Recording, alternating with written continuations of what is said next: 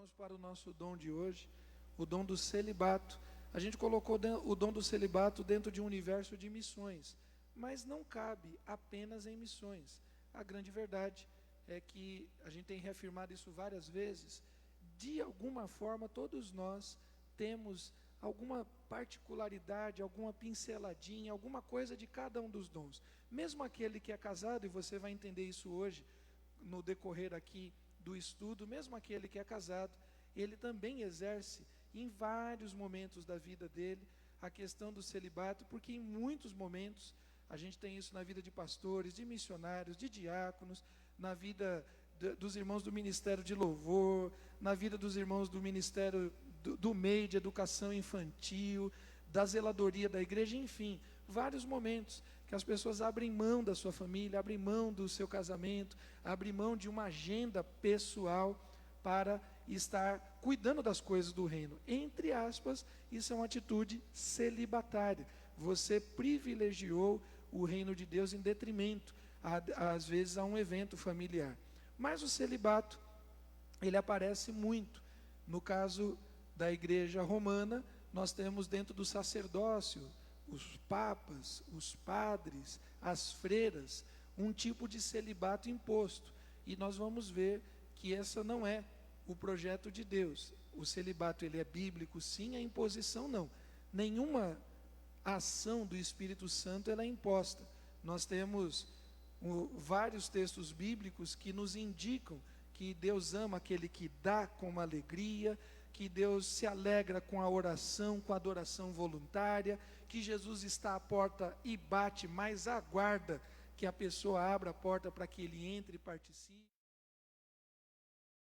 Lembrando, o capítulo 7 tem a ver com casamento, tem a ver com relações conjugais, tem a ver com os noivados, as meninas donzelas, virgens que eram prometidas em casamento e que aguardavam 3, 4, 5 anos para que o noivo, dentro daquela cultura, fosse trabalhar, levantasse o dinheiro para cumprir o dote, voltasse para resgatar aquele noivado. Então, dentro desse contexto, Paulo responde: eu queria que todos fossem como eu sou. E como Paulo era?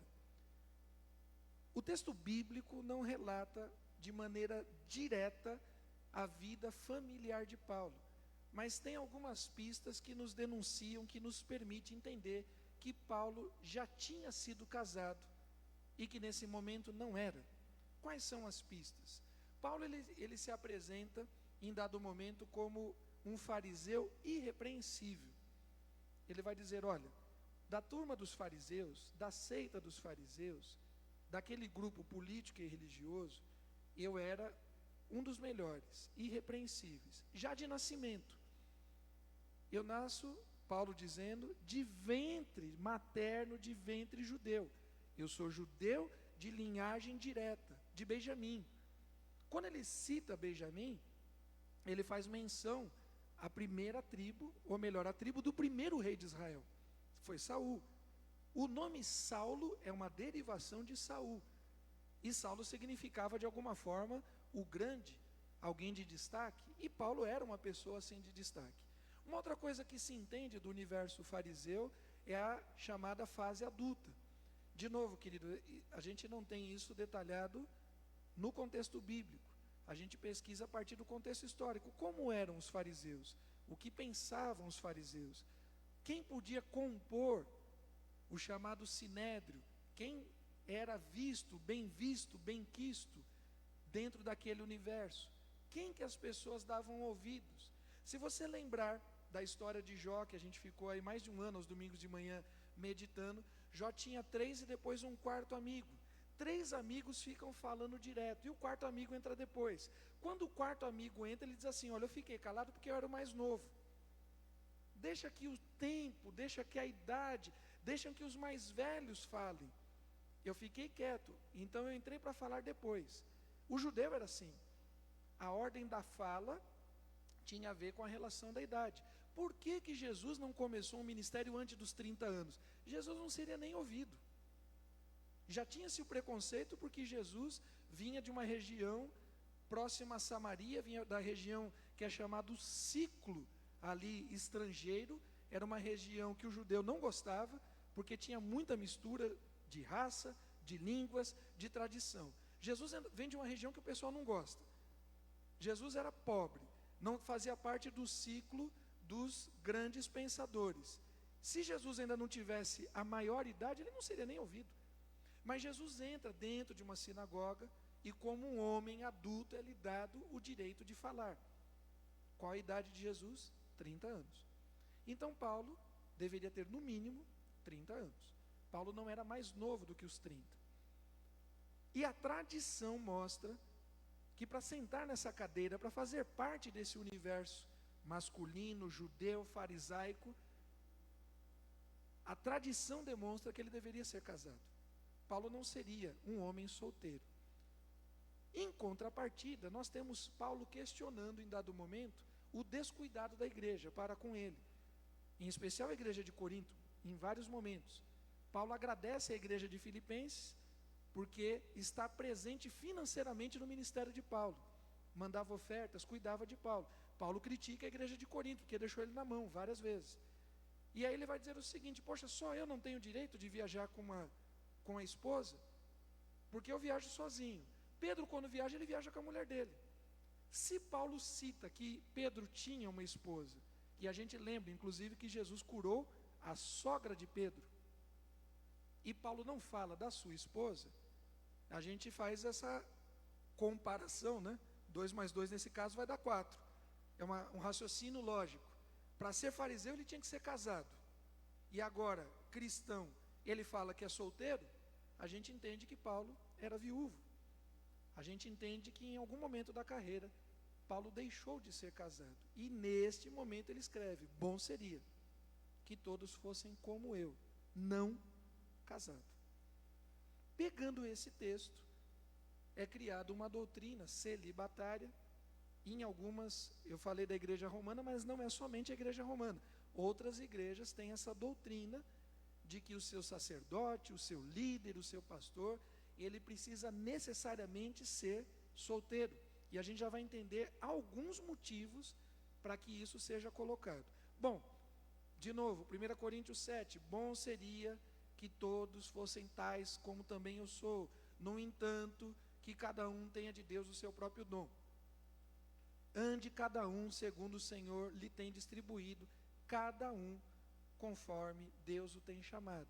Há um chamado específico de Deus para o celibatário. Vamos lá para a definição. Como eu falei, não tem celibato no texto bíblico, mas a palavra que tem por trás esse contexto da vida celibatária são os eunucos. E o texto que os eunucos aparecem, ou um dos textos que os eunucos aparecem, porque tem no Antigo Testamento, lá na história de Esther você tem os eunucos, na história dos povos antigos você vai ter essa função. E Jesus vai dizer, falando sobre divórcio,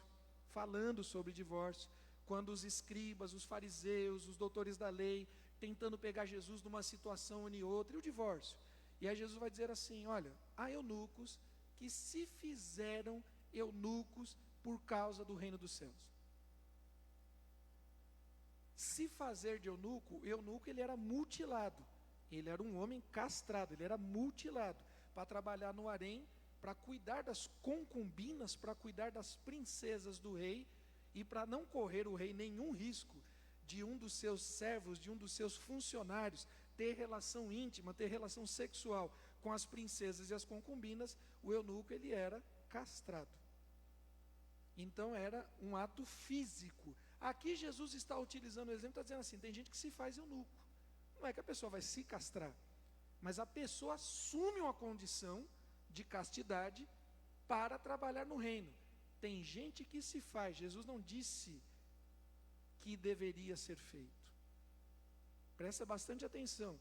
E a palavra eunucos, que é essa palavra que aparece aí, conforme o dicionário do Strong, ela significa camareiro, guardião do quarto de dormitório, pessoa castrada, aquele que se abstém do casamento.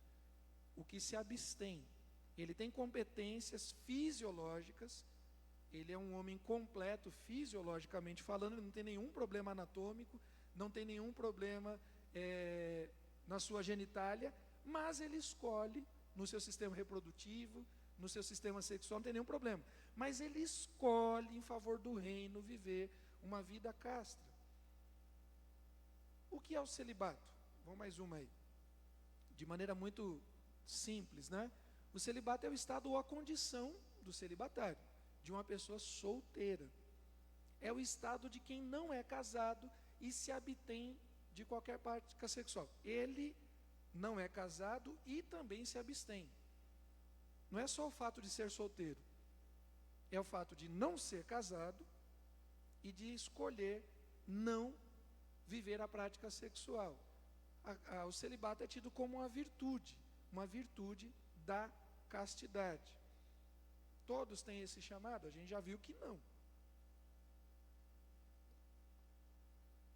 Agora, quando a gente pensa no celibato, em todos os dons a gente tem procurado indicar alguns atributos. Como reconhecer? A gente brinca bastante, a nossa igreja tem bastante essa coisa da amizade, de relacionamento, a gente brinca, né? Eu falo aqui com jovens solteiros, olha, será que você não tem o dom do celibato e tal? Mas o celibato é um dom muito profundo, é um dom muito sério. E exige um tipo de atitude que é para poucos, para poucos. Quais são os atributos? Uma vida de entrega. Aquela pessoa que é chamada para o celibato, ela tem uma vida de entrega, homem ou mulher. Homem ou mulher. Tem uma vida de entrega, tem uma vida de sacrifício. E a gente já vai ver que o dom do celibato, ele é uma negação constante do corpo. Talvez de todos os dons que nós vimos, é aquele que você tem a maior crise de identidade fisiológica. É aquele que você tem a maior crise de identidade fisiológica, psicológica e emocional.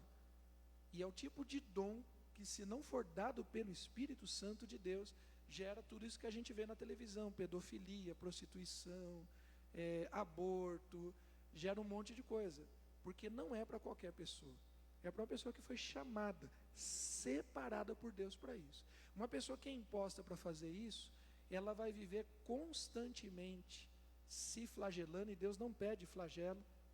A vida sacrificial é espiritual, não é autoflagelo.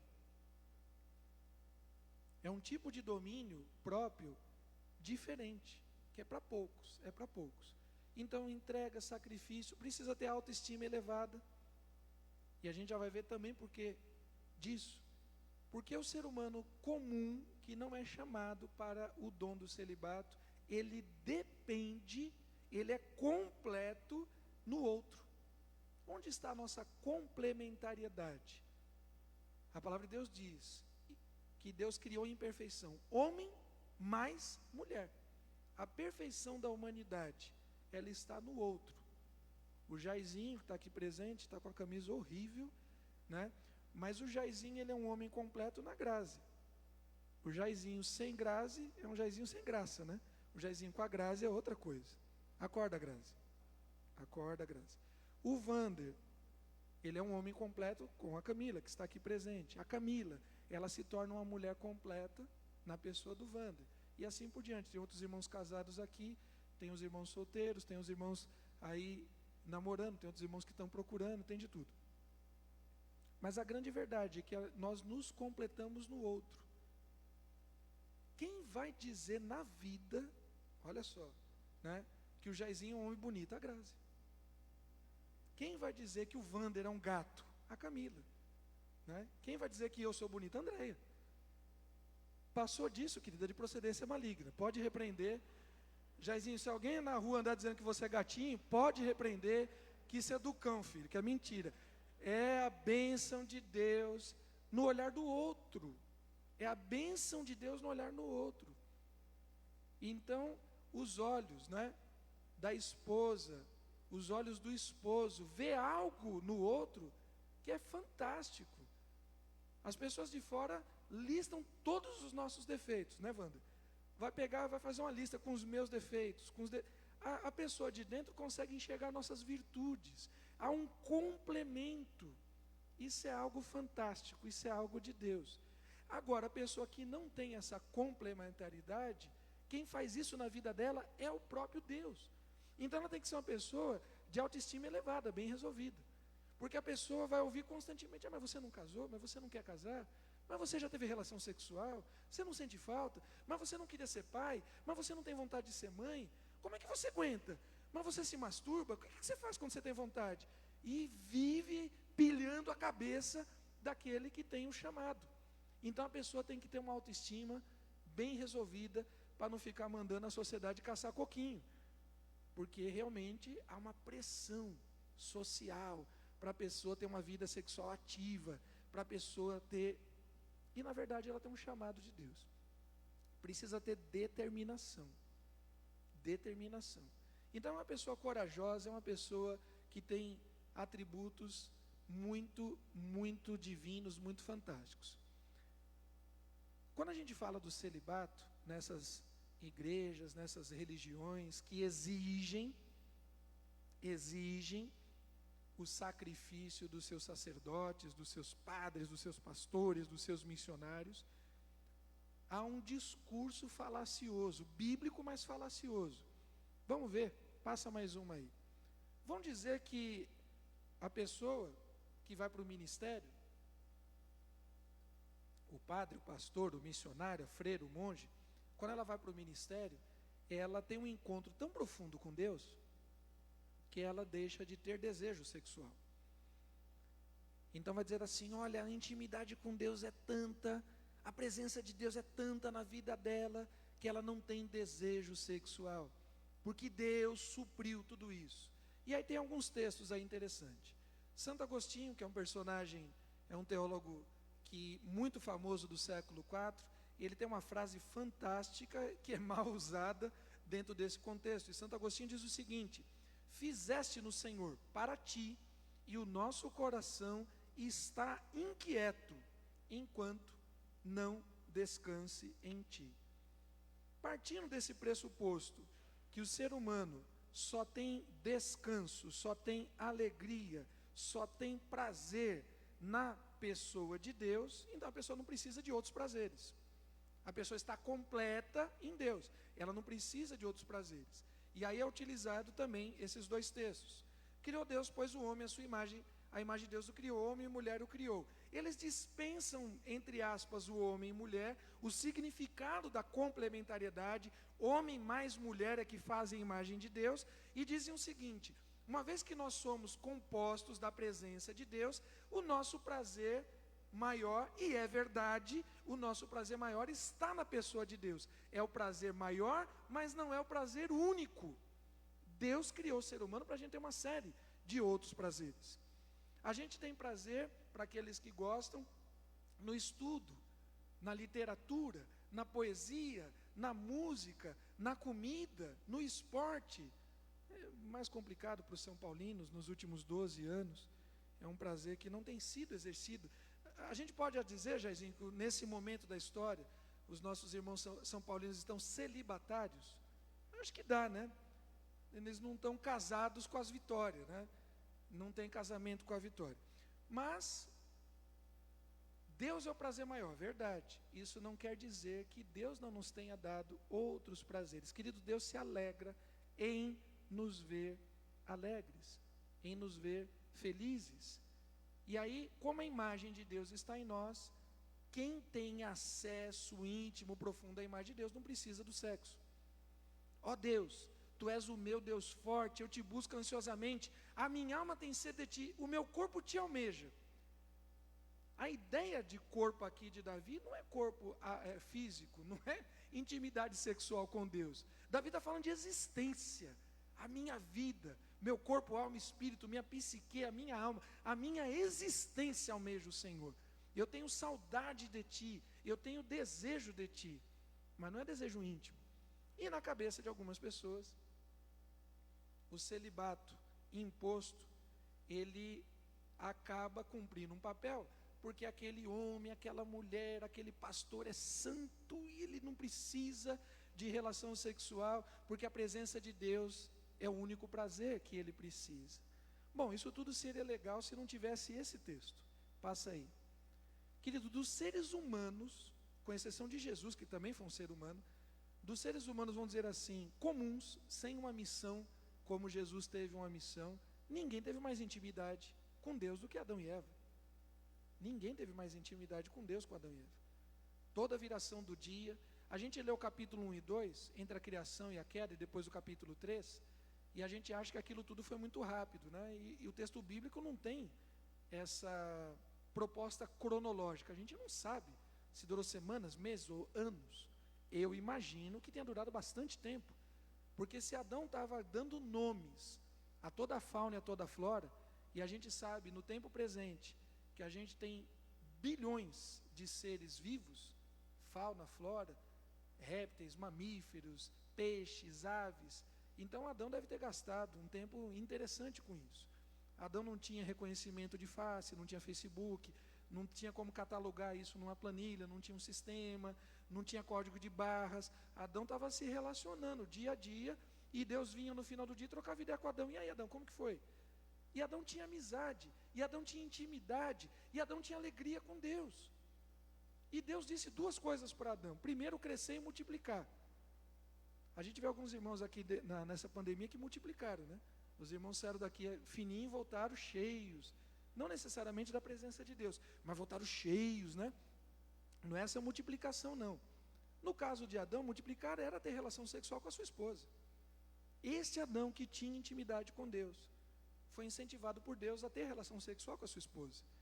E antes de terminar o sexto dia, antes de terminar aquele período de criação, Deus olha para Adão. Vamos imaginar Deus trabalhando? Vamos fazer um exercício aqui bem metafórico. Deus, um trabalhador, segunda-feira, criou, né? No princípio criou Deus os céus e a terra era sem forma e vazia. Deus começa a trabalhar. No segundo dia, ele fez a separação das águas de cima com a água de baixo, fez separação do firmamento, fez a criação de porções de terra, criou o sol, criou a lua, as estrelas, depois criou as árvores, as sementes, depois criou os demais seres viventes, mamíferos, répteis e tal. Deus está no pau, trabalhando ali, né, cumprindo a sua meta, a sua jornada. Na sexta-feira, no último dia de trabalho, Deus ali cansado, 15:06, já arrumando a gaveta, organizando as coisas para ir embora, marcar o ponto dele e ir. Quando Deus dá uma olhada, está tudo legal, não é bom. Não é bom que o homem esteja só. Querido, se Deus olha para Adão, que não tinha pecado, para Adão, que tinha intimidade profunda com ele, e Deus diz: Adão, não está legal, eu vou criar uma companheira para você, eu vou criar uma pessoa que seja semelhante a você, eu vou multiplicar literalmente você, porque vai sair de dentro de você, e agora vocês serão dois.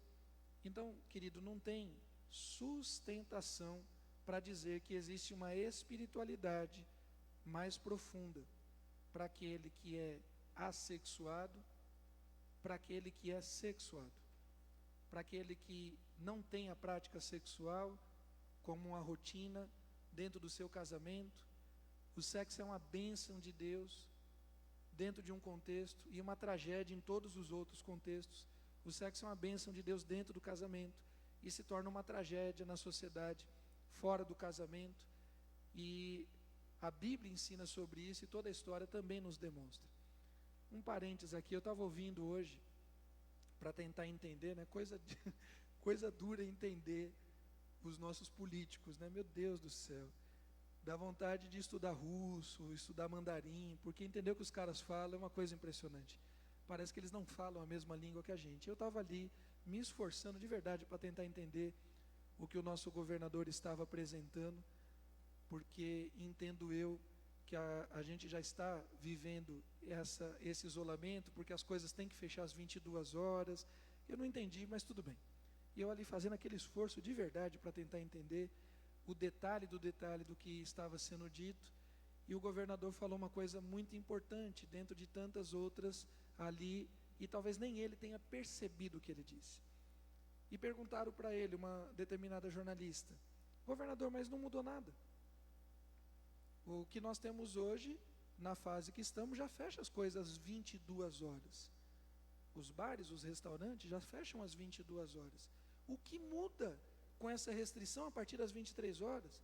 Não vai prejudicar só o trabalhador comum que está saindo do seu trabalho e de repente vai sofrer uma blitz da polícia, papapá. Aí ele falou uma coisa muito interessante. E quem estava aqui no nosso treinamento vai lembrar da fala do pastor Isaías, quando ele citou o negócio chamado ato falho. Você fala uma coisa que está guardada no coração e não percebe. E o governador disse o seguinte: o problema é que a partir das 10 horas da noite, às 23 horas, é o horário das bebidas, é o horário dos bares, das bebidas alcoólicas, e quando as pessoas tomam bebidas alcoólicas, elas perdem o controle, elas não têm completa racionalidade, elas param de usar as máscaras, elas não se cuidam. Eu falei, legal isso, né? Ele entende que uma pessoa, a partir do uso da bebida alcoólica, ela não tem pleno domínio das suas capacidades. Isso é uma escolha de cada ser humano. Mas foi interessante partir isso do governador. Ele está preocupado com as pessoas que bebem e não usam máscaras. E a gente está preocupado com as pessoas que bebem e acabam com seus casamentos, que atropelam gente na calçada, que matam gente no trânsito, que brigam nos bares, que detonam os seus sistemas respiratórios, linfáticos e assim por diante. Mas foi algo interessante. Só um parênteses aqui, vamos voltar para o nosso dom. E nós temos Deus dizendo que não é bom que o homem esteja só. Queridos, não há nesse sentido necessário. O ato da pessoa não praticar sexo não torna ela mais espiritual. A espiritualidade não está na ausência do sexo, porque Adão e Eva tinham um relacionamento pleno com Deus e tinham vida sexual ativa. A questão não é essa. Mas a defesa diz isso. Então o padre, o pastor, o missionário, a freira, eles precisam ser celibatários, porque o sexo atrapalha o ministério. Vamos ver, passa mais uma aí. Olha o que dizem. O casado, e aí baseia-se inclusive no texto que nós lemos de 1 Coríntios. O casado, ele tem uma preocupação, ele precisa amar e ser fiel à sua esposa e também a Deus. Aquele que é celibatário, ele só tem um trabalho, é de ser fiel a Deus. Aí eu pergunto para os irmãos, quem é que é fiel a Deus e seria infiel à sua esposa? Me explica, como que funcionaria esse trem? Como é que uma pessoa conseguiria ser fiel a Deus e ser infiel à sua esposa? A ordem dos fatores aqui, ela altera o produto. Ninguém é fiel primeiro à sua esposa. Nós somos fiéis ou não a Deus, para depois nós sermos fiéis ao outro, inclusive a nós mesmos. O casado, ele precisa ter disposição, ele precisa ter agenda, ele precisa ter saúde para ter intimidade com a sua esposa e também com Deus. O celibatário não, ele precisa estar saudável somente para ter intimidade com Deus, e que essa intimidade inclusive poderia ser dentro da enfermidade. A pessoa, isso é verdade, lógico, uma pessoa enferma, ela mantém o seu padrão de intimidade com Deus. O casado, ele tem a questão da geração e da gestação limitada. A pessoa vai ter 2, 3, 4, 5 filhos, né? Já teve épocas de ter muitos outros, mas a gente vive numa fase aí, geração de vida, gestação limitada. Já aquele que serve a Deus, ele vai ser pai de muitos filhos, ela vai ser mãe de muitos filhos, são chamados, né, os filhos espirituais. A palavra padre, ela vem de pai, então o padre é o pai de uma comunidade, de uma paróquia, então ele cumpre esse papel de ser pai, porque ele tem os filhos espirituais. A sexualidade, né, a sexualidade social, ela é necessariamente mundana, não é. A sexualidade mundanizada é pecaminosa. A sexualidade dada por Deus, ela é uma bênção. Mas a desculpa é essa, que o casado ele está envolvido com uma temática mundana, sendo que no celibato é o máximo do domínio próprio, porque a pessoa controla o corpo. No dia que esses infelizes, são tantos, deixaram de controlar o corpo, se tornaram pedófilos, se tornaram violentos, homossexuais, prostitutos e assim por diante. O casado, ele tem apego à mulher. Eu usei aqui só a mulher, mas a mulher também tem um apego ao homem, é porque no texto de 1 Coríntios, Paulo fala do homem para com a mulher, né? Mas aqui você pode usar o apego ao cônjuge, o marido com a mulher com o marido. e aquele que é celibatário, ele tem um apego somente a Deus. Então, o sexo para essa turma é uma problemática entre a pessoa e Deus, porque o cônjuge, ou o marido, ou a esposa, e depois os filhos se tornam problemas. Além de ter o texto de Gênesis, que a gente citou, não é bom que o homem viva só, a gente ainda tem Deus abençoando e santificando o matrimônio. Então não tem como você dizer que o matrimônio é uma coisa ruim, porque Deus santificou. E a paternidade e a maternidade, Deus dizendo que é bênção, que são herança. Os filhos são herança do Senhor. Mas, dentro de um contexto, as pessoas vão dizer que os filhos atrapalham, que os filhos ocupam espaço, tempo e dedicação que deveria ser dado exclusivamente a Deus. É que Deus não sabia que a pessoa ia ser pastor ou padre, porque se Deus soubesse que aquela pessoa seria pastor ou padre, Deus teria feito a pessoa de uma maneira diferente. Agora, como Deus é limitado, Deus só foi descobrir lá na frente que a pessoa ia ser pastor ou padre, aí Deus deixa a pessoa a vida inteira ter desejo sexual, para quando ela se transforma num sacerdote, ela passa a vida inteira brigando com os desejos que Deus deu para ela. Mas que Deus complicado, né? Que Deus complicado, meu Deus do céu. Desafios. Aquele que tem o chamado celibatário, de novo, o chamado não é imposição. Se a gente voltar lá para o primeiro texto, Paulo vai dizer, eu até queria que todos os homens sejam tais como eu também sou. No entanto, cada um tem de Deus o seu próprio dom. Cada um tem o seu próprio dom. E nesse texto de Coríntios, Paulo ainda vai dizer, olha, bom seria se você vivesse como eu, sem mulher. Mas cada um tem a sua própria esposa. Cada um tem a sua própria esposa. Agora, aquele que é celibatário, ele tem desafios. Ele tem desafios. O ser humano holístico, né? Corpo, alma, espírito, sentimentos, emoções, o ser humano pleno. Ele tem um desafio corpóreo, fisiológico mesmo, de controlar as suas questões fisiológicas, químicas e hormonais. Se não for uma ação do Espírito Santo de Deus, não controla. Não, mas a pessoa só pensa em sexo, porque, não, querido, Deus nos criou seres humanos sexuados, para que nós, dentro de um contexto chamado casamento, nos alegrássemos uns aos outros, cada marido com a sua esposa, cada esposa com o seu marido. Ela tem uma questão de alma, uma questão de psique mesmo. Para algumas pessoas, tudo bem que no contexto bíblico é cultural, eu concordo, tudo bem, mas a gente percebe no contexto bíblico e também nos relacionamentos sociais que faz muita falta para uma quantidade muito grande de mulheres a maternidade, faz muita falta para alguns homens a paternidade.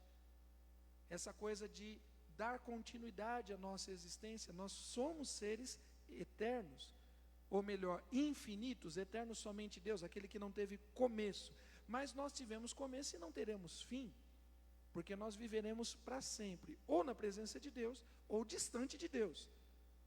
Quem vai para o inferno também vai ser infinito, ou vai viver infinitamente na presença de Deus, ou infinitamente longe de Deus, porque há algo de Deus em nós que é indestrutível, a imagem e semelhança de Deus. Não tem como Deus aniquilar a vida que Ele mesmo pôs em nós. Essa infinitude que está dentro de nós, ela clama. E por isso que durante a vida humana comum, a gente tem esse desejo de ser pai, a gente tem desejo de ser mãe. A questão do espírito, a complementariedade da oração, da adoração, o homem e a mulher. Há uma complementariedade. E as questões emocionais, os desejos e realizações diversos. Passa mais um aí. Qual que é o grande erro, querido? Qual que é o grande erro? Essa questão de imposição do celibato. O grande erro é achar que o sexo é em si pecaminoso, que o sexo é algo impuro. Mas no Antigo Testamento, quando a mulher e o homem tinham relação sexual, tinham que sair do arraial, tinham que tomar banho, tinham que trocar de roupa, e ficavam X dias, se fosse levita, se fosse sacerdote, sem ministrar no templo. A questão é o sexo ou a questão é a higiene? Qual a preocupação de Deus ali?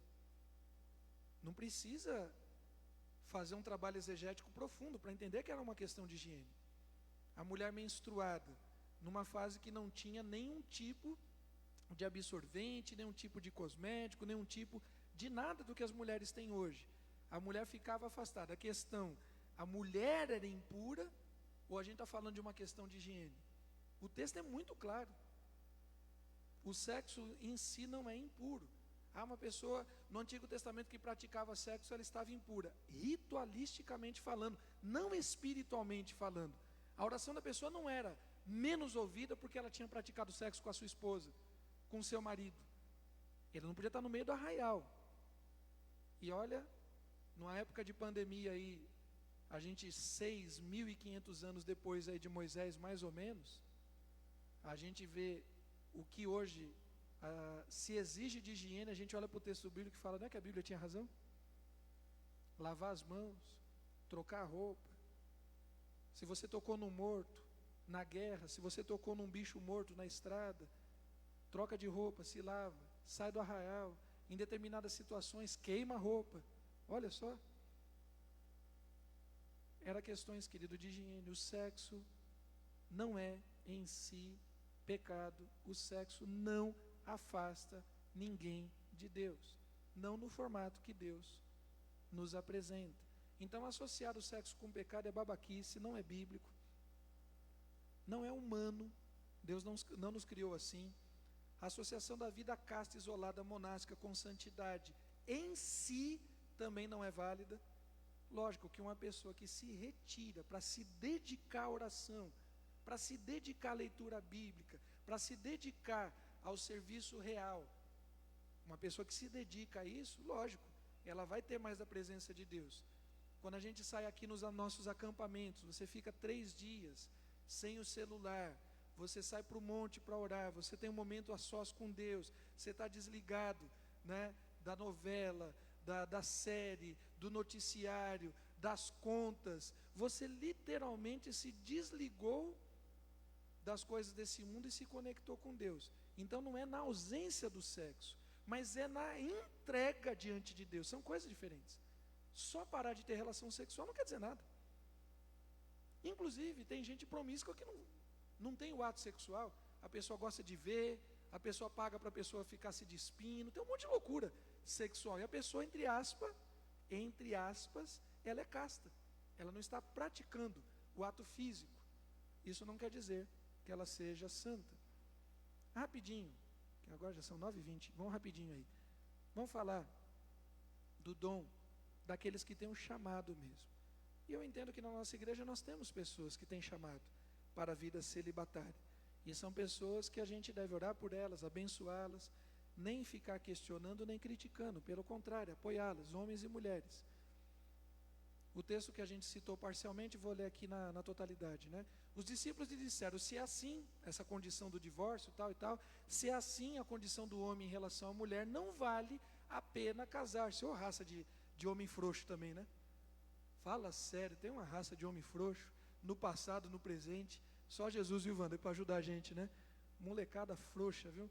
E os caras, então, se o casamento é tão difícil assim, eu não vou casar. Seja homem, cabra safado, vai assumir sua responsabilidade, frouxo.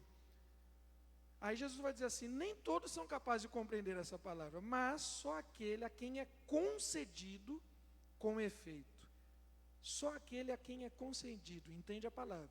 Só aquele que é concedido é que vai poder viver uma vida celibatária. Com efeito, há eunucos que nasceram assim, gente que nasceu com alguma dificuldade, com alguma anomalia sexual, no órgão sexual. Há eunucos que nasceram assim, do ventre materno. Há eunucos que foram feitos eunucos pelos homens, escravos, gente que foi mutilada, acidentes, etc. e tal. E há eunucos que se fizeram eunucos por causa do reino dos céus. A gente que escolhe uma vida celibatária para melhor servir a Deus. E nós vimos no texto paulino, e a gente vai ver de novo, no texto paulino, que essa é uma decisão objetivada. Passa mais uma aí.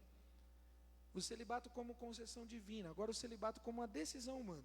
Paulo vai dizer o seguinte, porque a aparência desse mundo passa. O que realmente eu quero é que estejais livres de preocupações. Quem não é casado cuida das coisas do Senhor. Só tem sentido a vida celibatária se for uma vida para cuidar das coisas do Senhor. A pessoa tomou uma decisão e ela vai viver para abençoar os pobres, para cuidar de crianças, para evangelizar, para cuidar do reino, para cuidar da casa do Senhor, para cuidar do culto. Ela tomou uma decisão. Só tem sentido ela negar a sexualidade dela, que é um presente de Deus, se for para ter uma vida dedicada ao Senhor. Mas o que se casou, cuida das coisas do mundo, não é porque ele é mundano. Ele cuida das coisas do mundo porque a esposa é desse mundo, os filhos são desse mundo, as contas da casa são desse mundo. Aí tem gente que consegue interpretar que o casamento é algo mundano. Isso é uma loucura. O casamento está dentro de um contexto mundano, de um contexto social. Então quem é casado está preocupado com as contas da manhã, está preocupado, né, com as situações do dia a dia. E realmente ele fica dividido. Ele não consegue se dedicar à oração plenamente. Tá a conta de luz chegando, a conta de água, o filho na escola, a pandemia. Ele tem um monte de preocupação. Também a mulher, tanto a viúva como a virgem, isso aqui é legal. Tanto a que já foi casada, quanto a que não foi casada. Viúva, já foi casada. Virgem, não foi casada. Cuida das coisas do Senhor, para ser santa, assim no corpo como no espírito. A que se casou, porém, se preocupa com as coisas do mundo, ou seja, em agradar o seu marido. André está na live? Viu, amor? Essa parte é importantíssima. A mulher casada se preocupa em cuidar do seu marido. Eu louvo a Deus pela vida da minha esposa. Quando eu chegar em casa hoje, ela vai me colocar para dormir no terraço. Mas assim, a gente louva a Deus. Mas realmente, o marido está preocupado em agradar a esposa. A esposa está preocupada em agradar o seu marido. Deu para entender? Passa mais um aí. São dois tipos de celibato: o da virgem e o da viúva. O celibato que vem antes do casamento, o celibato que vem depois do casamento. Por isso que eu falei que de alguma forma todo cristão é celibatário, porque aquele que é solteiro, em algum momento ele está cuidando das coisas do Senhor. Aí depois ele marca casamento, está aí a Denise, né, com a sua filha mais velha com casamento marcado, tal. A Nara está na correria, último ano, ela tem ministrado na casa do Senhor, ela tem uma agenda na igreja, mas a cabeça dela está voando. Conta disso, casamento, marido, não sei o que, tal e tal. Há uma divisão de preocupações. Os pais, os demais familiares. Então o solteiro, uma vida casta, uma vida devota à castidade, uma vida não casada. E o celibato pós-casamento, no caso de um divórcio ou uma viuvez. A pessoa já teve a experiência do casamento, já teve a experiência de uma vida sexual ativa, e ela entende que o período dela ter uma vida sexual passou, que o período dela ter uma vida conjugal passou. Isso não quer dizer que o casamento é bom ou ruim, que o casamento dela foi bom ou ruim. Ela entendeu que o ciclo dela fechou, e ela vai dizer assim: daqui por diante eu vou servir ao Senhor. O meu marido morreu, eu vou servir ao Senhor. Minha esposa morreu, eu vou servir ao Senhor. Por algum motivo nós nos separamos, eu não quero casar de novo, eu vou servir ao Senhor. Esse é um tipo também de celibato. Mais um aí, para terminar. O celibato como uma vocação missional. É dom de Deus, querido. Não é obrigatório. Todo missionário é celibatário? Não, tem vários missionários que são casados. Mas entre aqueles que escolhem o celibato como uma resposta a um chamado de Deus, dentro do universo evangélico protestante, nós temos mais missionários do que pastores celibatários. A gente tem alguns pastores. Eu, por exemplo, tenho um amigo pastor que ele tem o voto celibatário. Ele é um homem adulto e nunca casou, por escolha. Mas entre os pastores, pastoras, isso é mais raro. Diáconos, diaconisa é mais raro. Agora, os missionários têm uma incidência maior. Às vezes o nível de entrega, lembra do começo, os atributos, entrega, sacrifício, o nível de entrega daquele missionário, daquela missionária, só pode ser acompanhado por um cônjuge, um marido, uma mulher, se for uma coisa absurdamente de Deus, de multiplicar o dom. Porque senão a pessoa não suporta a vida que aquele missionário escolheu.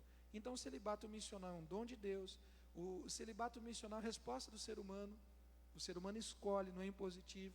O celibato missional, ele é um amor sacrificial. O celibato missionário, ele tem sentido quando a pessoa se dedica ao reino de Deus. Ser celibatário por ser como uma prática de boa vida, cuidado do corpo, não sei o que e tal, isso é uma coisa que realmente tem um proveito menor. Tem um proveito menor. O proveito maior Se você escolhe a vida celibatária, nunca casei, não quero casar, eu vou cuidar das coisas de Deus. Já casei, me tornei viúva, me divorciei, vou cuidar das coisas de Deus. Só tem sentido se for uma entrega de coração. Se for para você ficar murmurando, isso não vem de Deus. Se isso está te fazendo mal psicologicamente, isso não vem de Deus. Se está fazendo mal fisiologicamente, isso não vem de Deus. A bênção de Deus é boa, perfeita e agradável. O dom de Deus é bom e não traz vergonha, não traz dor e não traz prejuízo. Amém? Nossa, falei demais. Os irmãos querem fazer alguma pergunta sobre a questão celibatária? Os irmãos que estão aí na internet, os irmãos que estão aqui presentes, os nossos jovens solteiros, os nossos adultos casados, descasados. Podemos dizer que o celibato é uma opção de escolha? Sim, dentro desse contexto.